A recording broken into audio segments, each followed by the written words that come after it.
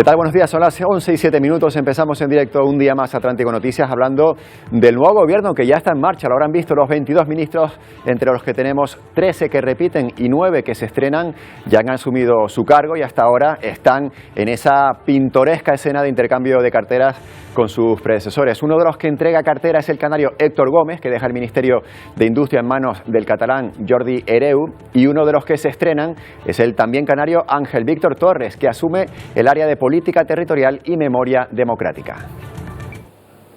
Prometo, por mi conciencia y honor, cumplir fielmente las obligaciones del cargo de Ministro de Política Territorial y Memoria Democrática.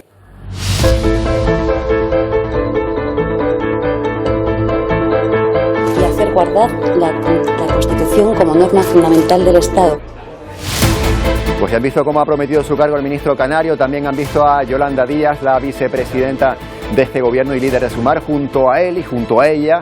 Y ahora, ante la atenta mirada del rey y del presidente Sánchez, hemos visto a las 4 mujeres que asumen las 4 vicepresidencias de este nuevo gobierno, o a la nueva ministra de Igualdad, la socialista Ana Redondo, que sustituye a la también exdiputada de Podemos, Irene Montero, que se ha despedido con un emotivo discurso y también cargado de protesta. En el reparto entre socios, el PSOE se queda con 17 ministerios y Sumar se queda con 5. Entre los de Sumar están Trabajo, Derechos Sociales o Sanidad.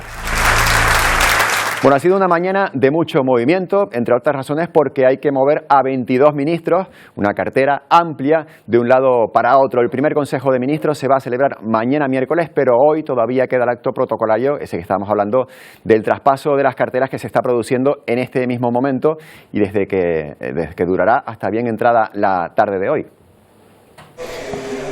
Estos son los 22 ministros y ministras que acompañarán a Pedro Sánchez en esta nueva legislatura. Un equipo más político en el que se combina la experiencia y la juventud, con mayoría femenina y con 4 vicepresidencias que recaen en 4 mujeres. El primero en prometer su cargo, Félix Bolaños. El ya conocido como superministro concentrará las áreas de coordinación política más importantes del Ejecutivo. Prometo, por mi conciencia y honor, cumplir fielmente las obligaciones del cargo de Ministro de la Presidencia, Justicia y Relaciones con las Cortes.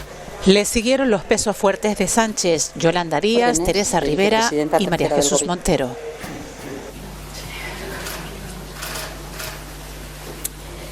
Prometo, por mi conciencia y honor. Todos han prometido y la mayoría ha usado un lenguaje inclusivo con las palabras ministros y ministras, todos sobre una mesa sin crucifijo y sin signos religiosos.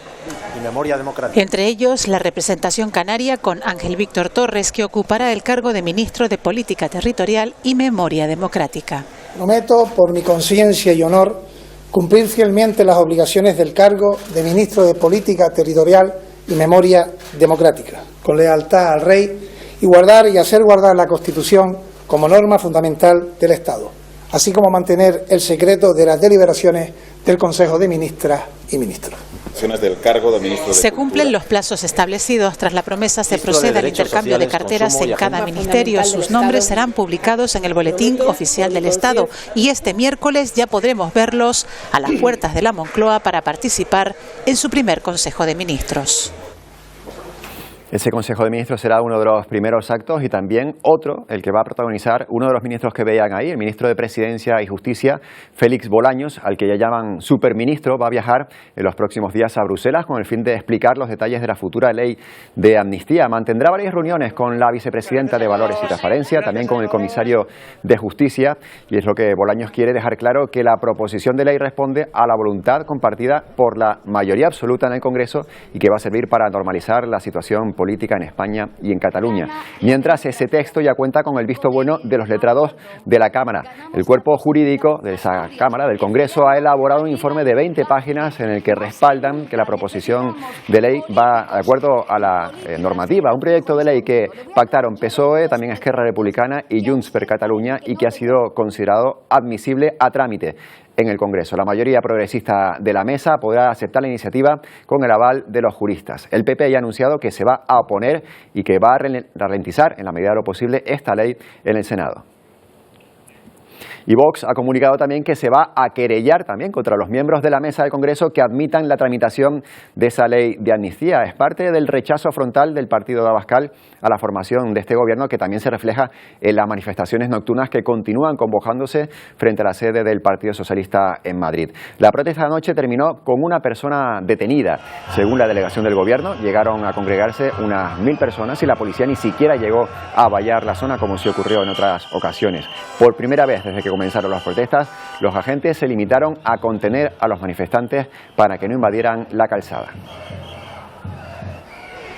Otra acción de la Policía Nacional, en este caso ha detenido en Málaga y en Granada a 3 personas que podrían estar vinculadas con el intento de asesinato, recordarán, de Alejo Vidal Quadras. Recuerden que el expresidente del PP de Cataluña y también fundador de Vox, que tiene 78 años, recibió un disparo en plena calle hace 13 días. Se sigue investigando esa pista iraní que deslizó el propio Vidal Quadras. Este atentado podría estar relacionado con los lazos que el político mantiene con la disidencia de ese país, de Irán, desde su etapa de europarlamentario.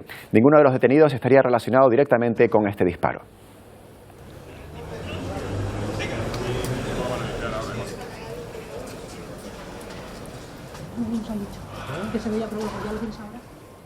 Bueno, tenemos una triste última hora, una noticia que acabamos de conocer. Ha fallecido el político canario Jerónimo Saavedra. Enseguida podremos ampliar esta noticia. Ahora seguimos con el repaso de la actualidad que nos lleva hasta Argentina. Todavía allí se vive la resaca electoral de la victoria de Javier Milei, que supone un giro radical en la política económica del país. Las empresas argentinas suben en las bolsas de valores en el primer día y el futuro presidente ha mantenido reuniones telefónicas con líderes internacionales. Nos lo cuenta desde Buenos Aires Manu Jove.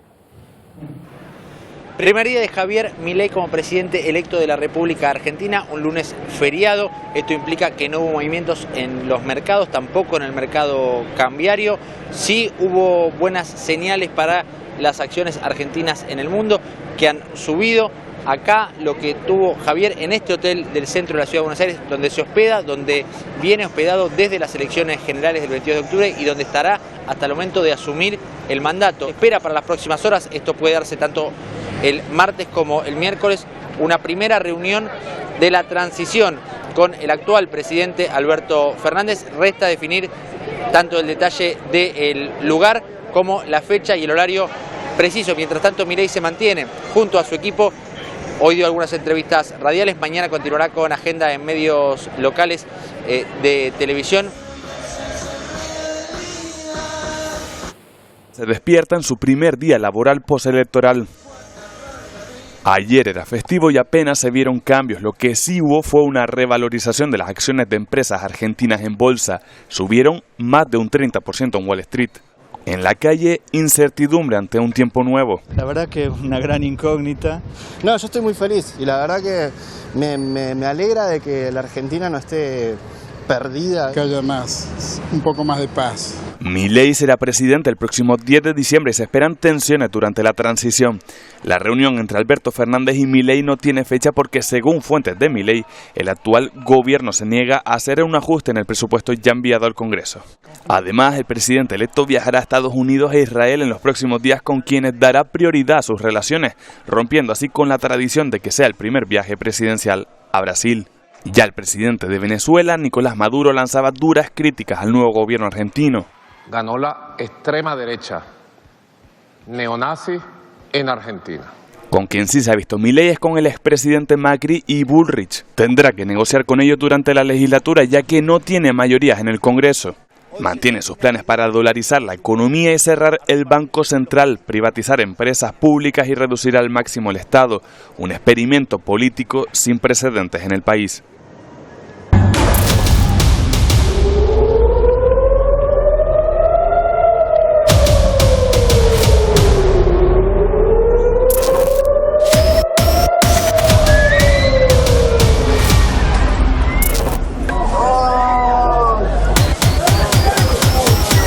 وصلنا مع المتحدة واللجنة الدولية للصليب الأحمر والأونروا.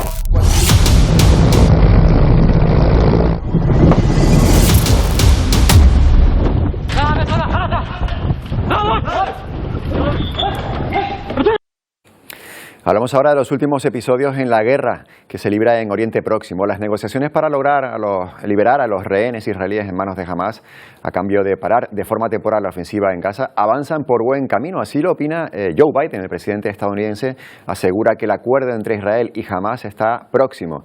Desde Washington nos lo cuenta Jaime Moreno. Un acuerdo para garantizar la libertad de algunos de los rehenes que están en manos de la organización Hamás está más cerca que nunca, según lo dijo el viceconsejero de Seguridad Nacional de la Casa Blanca, Jon Finer. El funcionario declaró que un acuerdo para liberar a más de 12 rehenes incluiría probablemente una pausa prolongada en los combates y permitiría la distribución de ayuda humanitaria en Gaza. Los combates, mientras tanto, continúan entre las fuerzas del ejército de Israel y militantes de Hamás.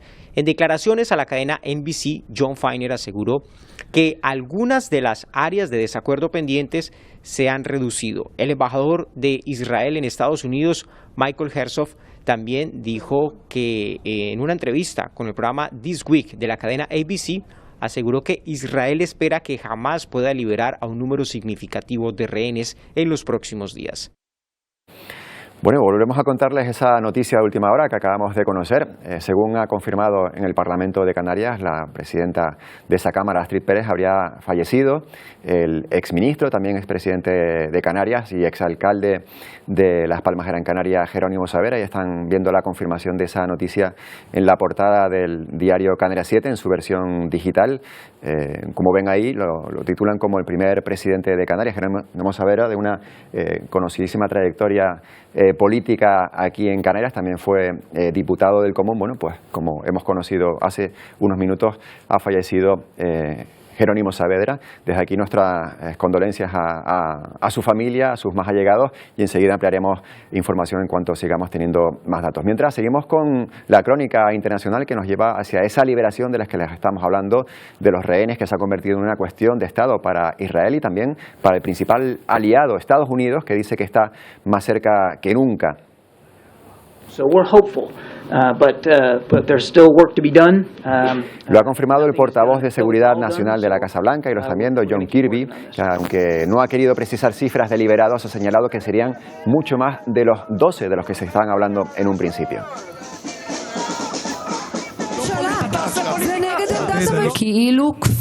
Bueno, y después de 46 días, los familiares de los rehenes muestran su desesperación. Fíjense lo que ocurrió ayer durante una reunión, esta que están viendo, con representantes del gobierno israelí y las familias de los secuestrados. Tono muy bronco entre las partes y una petición urgente, la necesidad de ese pacto con Hamás para que sus familiares puedan regresar a sus casas. Y aparte de esas negociaciones, y aparte también de que Hamás adelanta que la tregua está próxima, continúan los bombardeos por parte del ejército israelí sobre la franja. En las últimas horas, la ofensiva ha vuelto a afectar a los hospitales y también a los campos de refugiados. Al menos una buena noticia dentro de esta situación: los 28 bebés prematuros evacuados del hospital de Al-Shifa ya están a salvo en Egipto. Israel combate contra Hamás cerca de otro hospital de Gaza en el que se refugian miles de personas. Según el Ministerio de Sanidad, 12 civiles han muerto después de que un proyectil impactara contra la segunda planta del hospital indonesio, cercado por los tanques. La oficina de Netanyahu ha negado una vez más haber bombardeado un centro sanitario. Afirma que sus tropas únicamente devolvieron el fuego a los milicianos que les atacaron desde el interior del recinto. El ejército hebreo insiste en que los milicianos utilizan los edificios civiles como escudos y publica nuevas imágenes de lo que supuestamente es un laboratorio de armas. Es un centro de producción de armamento de todo tipo. Estaba ubicado bajo una mezquita, se defiende el portavoz del ejército. Los ataques han matado a más de 13.000 personas en la franja, 5.500 de ellos menores. En el paso de Rafah, por el que atraviesan en ambulancia los 28 bebés prematuros que fueron evacuados del hospital de Al-Shifa, en Gaza, se mezclan las emociones. Todos sufrían hipotermia, hipoglucemia y malnutrición grave, muchos también anemia severa. dice uno de los médicos que los ha atendido. De los 28 recién nacidos, 12 han tenido que ser trasladados a otros hospitales del noroeste de Egipto, como el Cairo. El sistema de salud de Gaza está colapsado. Solo 10 de los 36 hospitales gazatíes funcionan y lo hacen a duras penas. Todos necesitan combustible. Varios camiones han cruzado el paso fronterizo de Rafah en las últimas horas con 50.000 litros de carburante. Según Naciones Unidas, un tercio de lo que necesita la población cada día. Ronnie Kaplan, portavoz de las Fuerzas Armadas de Israel. Buenos días. Antonio, buenos días. ¿Cómo estás? Gracias por tenerme. Gracias a usted por atendernos. La primera pregunta, según lo que estábamos viendo y las informaciones de los rehenes, ¿cree usted que está cerca la recuperación de esos rehenes israelíes que llevan desde el 7 de octubre en cautiverio? Efectivamente, Antonio, hablamos de 236 rehenes que fueron tomados durante la masacre del 7 de octubre y aún la Cruz Roja Internacional no los ha visto. Estamos haciendo todo lo que está dentro de nuestras posibilidades, tanto desde el punto de vista operacional, de inteligencia, del punto de vista civil, para devolverlos a casa. Es un objetivo máximo para nosotros. Días anteriores tú habías escuchado también que Judith Weiss, de 65 años, y Noa Marciano, una soldada de 19 años, fueron asesinadas siendo rehenes aún. Noa fue asesinada en el hospital Shifa también, y los cadáveres ya están aquí en Israel. Eso es lo que te puedo comentar en este momento, Antonio. La realidad es que cualquier tipo de información que te pueda sumar en este caso vendría en detrimento de la seguridad física de cada uno de ellos, y es todo lo que te puedo decir. Voy a insistir en este punto, no sé si me podrá confirmar. Usted ha hablado de 236 rehenes, o sea que sí que tienen la cuenta exacta, pero ¿tienen garantías desde Israel de que buena parte de ellos, ojalá que todos estén en buen estado de salud? No conozco una garantía de ese tipo. Te puedo comentar que entre los 236 hay 38 niños. De aquí pueden ver al rehén más joven, el secuestrado más joven llamado Kfir, que hace unos días, ya está hace 46 días en cautiverio, y hace unos días cumplió aún como rehén 10 meses en la franja de Gaza. Antonio. Ahí vemos esas imágenes. También en esas imágenes vemos como usted decía, ¿no? a menores de edad, incluso algunos de ellos muy jóvenes. Una de las cuestiones que hemos visto también, informada nuestra compañera Estela Díaz hace un momento, es el traslado que sí que Israel ha permitido, incluso escoltado de esos bebés prematuros que han podido salir desde la ciudad de Gaza y ya están en Egipto. Por lo menos una acción que sí que vemos positiva en esta espiral de guerra que estamos sufriendo en la franja de Gaza, ¿verdad? Sí, Antonio, la realidad es que nosotros tenemos dos esfuerzos centrales en el hospital de Shifa.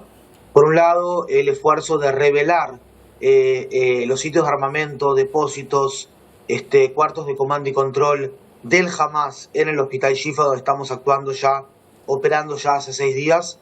Y por otro lado también mantener y mejorar la situación humanitaria de toda la población allí en Shifa. Tú sabes que ha ingresado también a Shifa alimentos de bebés, oxígeno, combustible, agua, comida, incubadoras, equipos médicos y otros tipos de suministros también. Y me es importante, Antonio, en ese punto comentarte también aquí para tus televidentes y para toda España, que lo están viendo seguramente desde las Islas Canarias, aun cuando Israel adhiere al derecho internacional, Israel ha sido criticado. Somos conscientes de eso. Pero muchas veces esas críticas juegan en las manos de Hamas, que busca una crisis humanitaria en Gaza para que la comunidad internacional presione a Israel para que deje de desmantelar para que Israel deje de desmantelar la infraestructura militar del Hamas, que es lo que venimos haciendo hace días. Y hay una paradoja muy importante aquí, porque al criticar a Israel incentivan a Hamas a seguir utilizando a civiles y a infraestructuras civiles críticas, como lo son los hospitales, para sus objetivos militares, y así se convierten las leyes de la guerra en armas contra aquellos que las respetan, como lo es Israel. Esto no solamente ignora el propósito para el cual se otorgó la protección especial a hospitales, según estas leyes de guerra, sino que también socava el objetivo principal de estas leyes de guerra, que es proteger a civiles durante la guerra. Aun cuando Occidente se está quedando sin entereza para luchar contra un terror brutal como es el Hamas, Israel sigue adelante y estamos haciendo todo para desmantelar la infraestructura militar del Hamas en la Franja de Gaza, Antonio. Claro, señor Kaplan, pero coincidirá conmigo en que es duro ver imágenes de hospitales como el de Al-Shifa, como el hospital de Indonesia, rodeados por esa acción militar, de esos enfrentamientos entre Israel y los terroristas de Hamas, y también difícil de comprender por parte de la comunidad internacional ver cómo un hospital, que es un lugar al que acuden personas pues, en situación de fragilidad, es atacado por un ejército. ¿Tienen ustedes pruebas de que en esa estructura hospitalaria efectivamente hay acciones de Hamas? Ante todo, coincido absolutamente contigo, Antonio. Cada parte es una tragedia, sea gazatí o sea israelí, y es algo que se nos parte el alma. Yo en lo personal, y pueden ver aquí en mi Twitter, que está en la parte de abajo de la imagen, @Capitán Kaplan, pueden ver la cantidad de muerte que hemos visto en estos días, y del día 7 de octubre, la masacre, las situaciones que uno ha vivido, o sea, una mujer, por ejemplo, que embarazada en el kibutz de Be'eri, el terrorista del Hamas le corta en realidad el vientre a la mujer, saca al feto, lo asesina todavía conectado a la placenta y luego asesina a la mujer. Estamos hablando también de mujeres que fueron violadas antes y después de ser asesinadas y familias enteras que fueron incineradas por parte del Hamas. Yo coincido contigo con respecto a las imágenes, pero sí te puedo decir, Antonio, que estamos haciendo todo lo que está dentro de nuestras posibilidades para disminuir los daños a los civiles en la Franja de Gaza. Los civiles no son nuestros enemigos y queremos maximizar los daños al grupo terrorista Hamas, que siendo él soberano en la Franja de Gaza en los últimos 16 años, también debe atenerse al derecho internacional. Las leyes del derecho internacional no son solamente para Israel, son también para el Hamas, y en ese sentido no he visto el portavoz de Hamas más que decir que quiere que lo que sucedió el día 7 de octubre suceda una y otra vez. No sé cuál es la otra pregunta, Antonio. Bueno, la otra pregunta iba sobre todo centrada en los civiles, ¿no? No sé si lo mencioné antes, pero lo menciono ahora. Las cifras de civiles, por lo menos la que hace pública Hamas, ya supera las 13.000 personas fallecidas. Insisto, civiles, no solo militares. Una acción militar en prácticamente un mes y medio que no tiene precedentes prácticamente.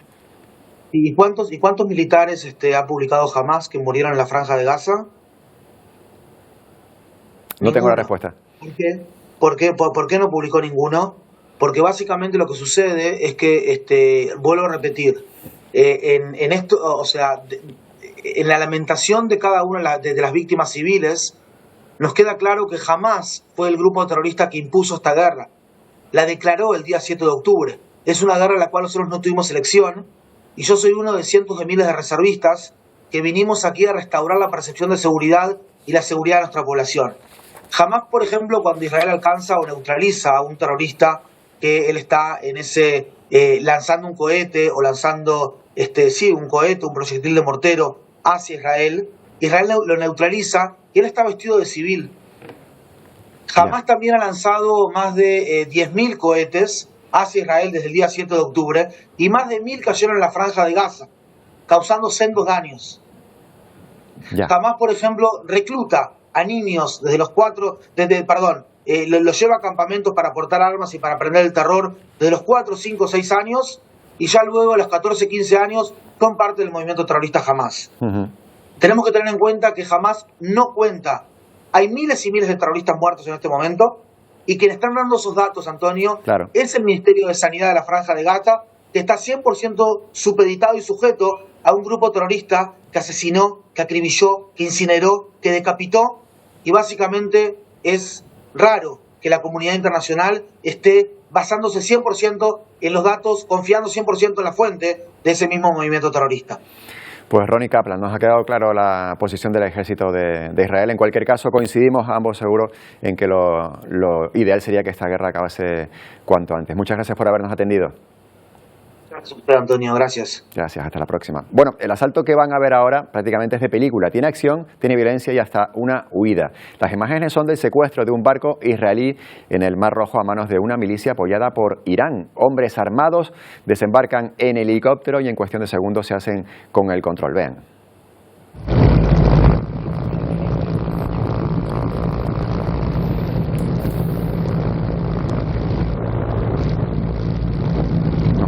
Con la bandera de Yemen y Palestina para aterrizar sobre el buque. Acto seguido, una decena de combatientes enmascarados y armados con rifles de asalto se apoderan de la cubierta. y en cuestión de segundos toman el control. Avanzan sobre la base de la embarcación sin encontrar resistencia.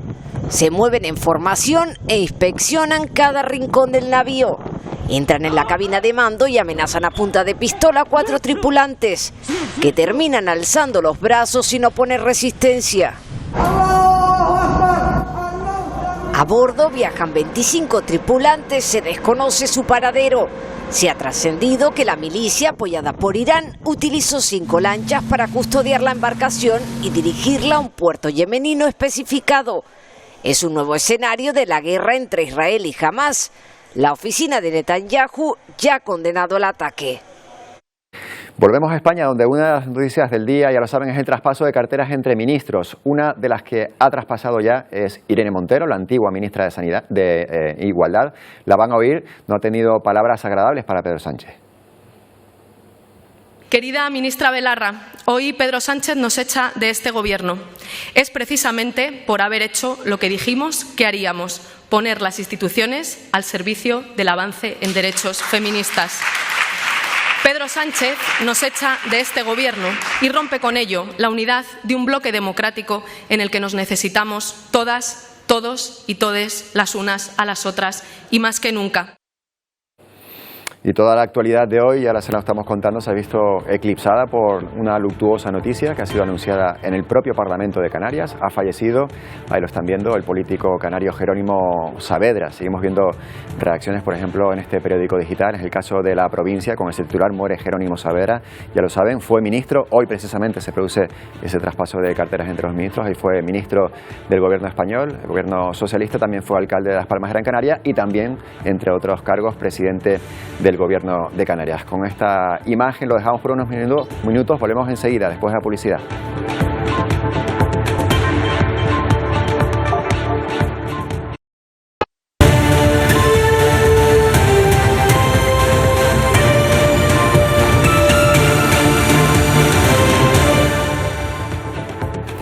Son las 11:40, seguimos en directo en Atlántico Noticias y volvemos a la noticia de las que les estábamos hablando hace un momento. Hay conmoción este martes por el fallecimiento aquí en Canarias del expresidente Jerónimo Saavedra. Lo confirmó esta mañana la presidenta del Parlamento, Astrid Pérez. Rubén Castellano, desde la redacción de Gran Canaria, tiene más detalles.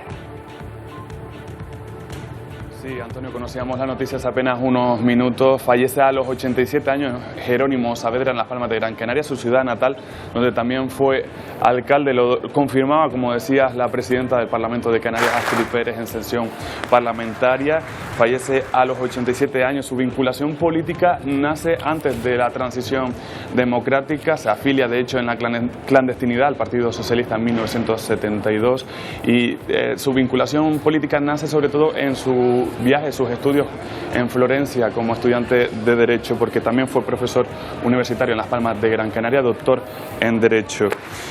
Fue el primer presidente de Canarias después de la transición democrática. También estuvo como diputado en el Congreso, ahí también en el golpe de Estado de Tejero, y también ministro del gabinete de Felipe González. Después también fue alcalde de Las Palmas de Gran Canaria y su último cargo político lo desempeñó como diputado del Común. Aunque mantuvo siempre su vinculación al Partido Socialista Canario, siempre estuvo en los mítines hasta su fallecimiento. En la última campaña también lo pudimos ver. Un destacado y fiel de la cultura, amante de las artes, fue el creador también del Festival Internacional de Música de Canarias. La noticia ha causado gran consternación entre su partido y la política canaria. Gracias, Rubén. Lo dicho, un abrazo para su familia y sus seres allegados y también para la comunidad política canaria que se está viendo afectada en esta mañana. Bueno, esta mañana también ha vuelto a llegar un nuevo cayuco a la Restinga. Seguimos aquí en Canarias con la crónica del día. Fue remolcado esa embarcación por salvamento marítimo cuando se localizó muy cerca de la costa. María Fernández nos da los detalles desde El Hierro. Desde el domingo por la noche no llegaba ninguna embarcación a este puerto de La Restinga, es la primera de la semana. Llegaba sobre las 9:30 de la mañana, en esta ocasión acompañada por la Salvamar Adara. En su interior 91 personas, entre ellos varios menores, 2 bebés y también algunas mujeres, todos en buen aparente estado de salud. A su llegada al muelle, como es de costumbre, han sido atendidos por los medios sanitarios y humanitarios. En esta ocasión, además, también han podido usar la nueva carpa instalada este fin de semana por Cruz Roja. En su interior se podrán sentar, además de cambiarse de ropa de una forma más íntima. También se podrán resguardar tanto del frío como del sol. Unos nuevos servicios que mejorarán la atención de todas estas personas que llegan hasta las costas herreñas después de un largo y duro trayecto. Gracias, María. Vamos ahora con un gran avance en el campo de la cirugía. Un equipo médico de Nueva York ha dado a conocer hace unos días el primer trasplante completo de ojo en un ser humano. Es todo un logro, a pesar de que, eso sí, de momento el paciente no ha podido recuperar la vista. Sale a la luz el primer trasplante realizado de un ojo humano. Se hizo en Nueva York hace 6 meses y ahora se presentan los resultados. El destinatario del ojo, Aaron James, un militar de 46 años que sobrevivió a un accidente eléctrico de alto voltaje en su trabajo. Le destruyó la zona izquierda de la cara. Que hayamos trasplantado un ojo es un gran paso, algo que habíamos pensado durante siglos pero que nunca habíamos conseguido. La cirugía duró 21 horas. Los médicos conectaron los nervios ópticos del donante y del receptor, pero no están vinculados al cerebro, por eso el paciente no puede ver. El resultado del trasplante es meramente estético. Los médicos me dijeron, honestamente, nunca esperamos que sobrevivieras al trasplante, nunca esperamos que funcionara, pero me lo dijeron desde el principio. Solo el hecho de estar vivo y de que la sangre fluya a través del ojo, ese es el primer paso.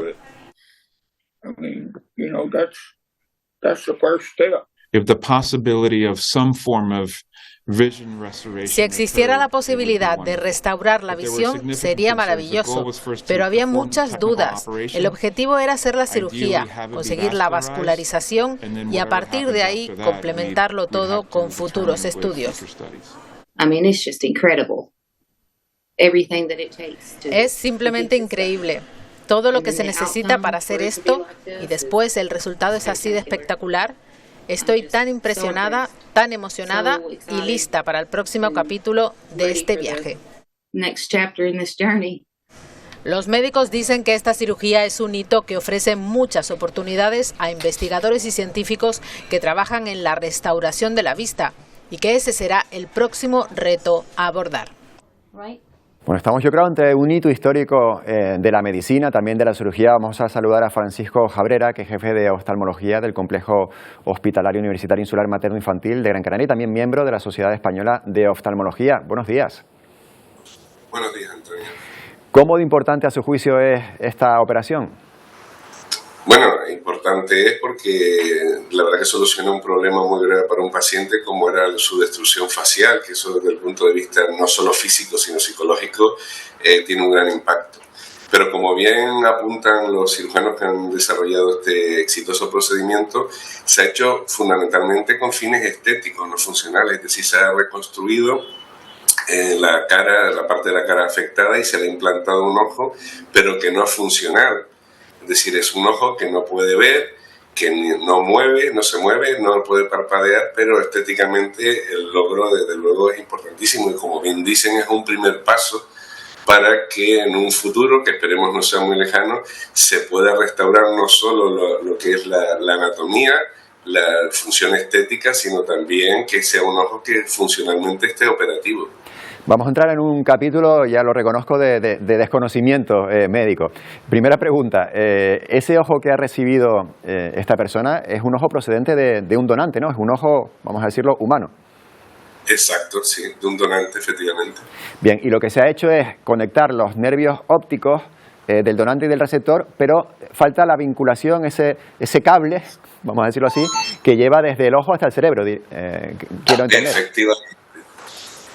Vamos a ver, en cualquier injerto que se pueda hacer en el cuerpo humano, lo primero que hay que restablecer es la vascularización, porque si no le llega sangre a ese injerto, a ese órgano que se acaba de implantar, pues desde luego se necrosa y muere porque no le está llegando ni oxígeno ni nutrientes. Pero en el ojo y en cualquier estructura nerviosa, como por ejemplo la médula o cualquier otra tonalidad de conexiones nerviosas, esa conexión se hace mucho más difícil, porque no es lo mismo conectar arterias y venas, que simplificándolo mucho sería como empatar dos cañerías huecas donde el flujo inmediatamente se restablece, que conectar dos nervios que están compuestos por multitud de fibras nerviosas, como el cable de electricidad, que tú lo cortas y ves muchísimos filamentos de cobre, y habría que empalmar uno a uno todos esos filamentos para que el ojo funcionara de forma correcta, el ojo o el miembro o la médula, etcétera, etcétera, para que la conducción del estímulo nervioso se llevara a cabo de forma efectiva. Ahora mismo lo único que se ha hecho fundamentalmente es suturar los nervios ópticos, digamos pegarlos uno con el otro, con la esperanza de que se pueda llegar a regenerar las conexiones inyectando en esos nervios ópticos células madre que tienen la capacidad teórica de regenerar hasta cierto punto esas conexiones. Pero como he dicho, es un primer paso, pero es muy difícil que ese ojo recupere la función porque tendría que estar conectados, reconectados punto a punto, filamento a filamento, todas las fibras ópticas de los nervios. Vale, hoy 21 de noviembre de 2023 es complicado que eso pueda ocurrir. ¿Esperamos que eso sea una realidad en los próximos años? Sí, de hecho se están haciendo también avances en lesionados medulares. Conseguir, como te digo, la reconexión de fibra a fibra, como si tú intentaras, por ponerte un ejemplo, unir o suturar dos brochas de afeitar o dos brochas de pintura con los filamentos, es prácticamente imposible. Las puedes pegar, pero que filamento por filamento se conecten y se transmita el impulso a través de ellos es muy difícil. Se está intentando con terapia regenerativa a base de células madres que tienen la capacidad teórica de regenerar esas conexiones nerviosas. Desde luego, los avances en medicina y en la ciencia en general van muy rápido y lo que tenemos hoy para aplicar a nuestros pacientes hace unos pocos años era ciencia ficción. Así que nosotros esperamos que en un futuro de medio largo plazo, pero no demasiado largo, pueda haber soluciones para este tipo de pacientes. Desde luego que sí.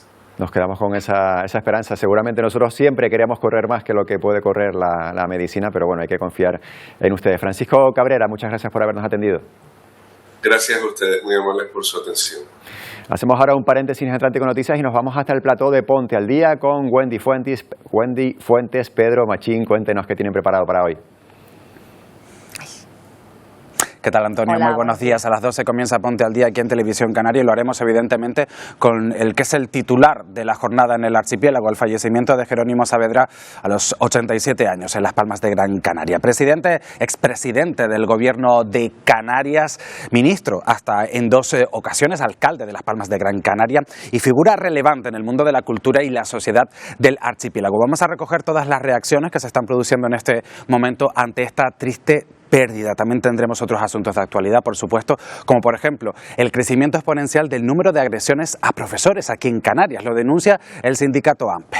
Además, también nos vamos a hacer eco precisamente de la propuesta que hace el Ayuntamiento de La Orotava en Tenerife, en la que pretende intervenir el mercado inmobiliario de alquiler en las islas. Es el primer municipio en iniciar ese trámite para declararse zona tensionada y conocemos el testimonio de una chica a la que le es misión imposible encontrar vivienda de alquiler.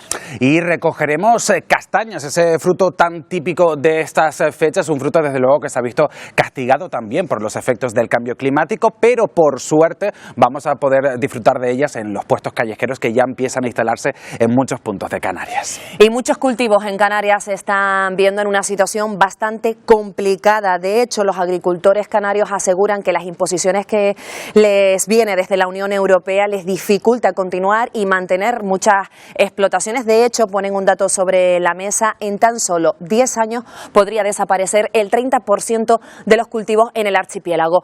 Con todo esto, en unos minutos arrancamos Ponte al Día. Hasta ahora. Hasta ahora. A las 12 les vemos, compañeros. Bueno, ya lo habrán visto al presidente Joe Biden estos días indultando a 2 pavos. Eso es sinónimo de que quedan solo 2 días para que Estados Unidos celebre su Día de Acción de Gracias. Ya saben, es una fiesta familiar que se celebra sobre todo en torno a las mesas colmadas de alimentos. Claro que no todo el mundo puede permitirse ese privilegio. Con la intención de facilitar a los más desfavorecidos disfrutar también de esa comida del Día de Acción de Gracias, surgen varias iniciativas. Vemos una de ellas que tiene mucho que ver con el arte. Solo un ingeniero sabría cómo sostener las alas de la figura de este pájaro, realizada con latas de conserva, lo mismo que el bebedero en el que se calma la sed. Es el primer premio del concurso de figuras elaboradas con latas de comida de Nueva York. Lo que ven es el mejor diseño original del concurso. Hay 6 premios y se exhiben aquí en Manhattan. Una vez terminada la exhibición, donamos toda la comida al Banco de Alimentos City Harvest, dice la fundadora del proyecto. La figura de esta tortuga ninja mutante es la preferida de los niños. Su cuerpo, en realidad, está fabricado con pollo. Siempre lo hacemos antes del Día de Acción de Gracias y donamos las latas de conserva. Podemos donar latas de verdad. A los creadores de estas figuras les encantan las sardinas y el atún porque se apilan muy bien y son bonitas. Además, tienen muchas proteínas. Este concurso lleva haciéndose 31 años en Nueva York. Esta edición pretende alimentar a más de 1 millón de personas que pasan hambre. Ya saben que estamos pendientes de la posible erupción en Islandia, pero mientras en Nueva Guinea, Emilia González, ¿qué ha ocurrido? Cuéntanos. ¿Qué tal? Buenos días, Antonio. Pues lo propio. Hace unas horas entraba en erupción un volcán en Papúa Nueva Guinea y los videoaficionados captaban el momento. Una inmensa columna de cenizas de unos 15 kilómetros de altura, según la agencia meteorológica japonesa, cubrió rápidamente el cielo en el suroeste del Pacífico. Tanto es así que las autoridades han tenido que cancelar vuelos y planean evacuaciones en la isla de Nueva Bretaña, en el noreste del país. Este volcán es el volcán Ulagun, de 2.334 metros de altura, y está catalogado por los expertos como un volcán de alto riesgo por su frecuente actividad y por la posibilidad de que su estructura se derrumbe a raíz de una fuerte explosión. Está dentro del anillo de fuego del Pacífico. De momento no se han reportado daños personales.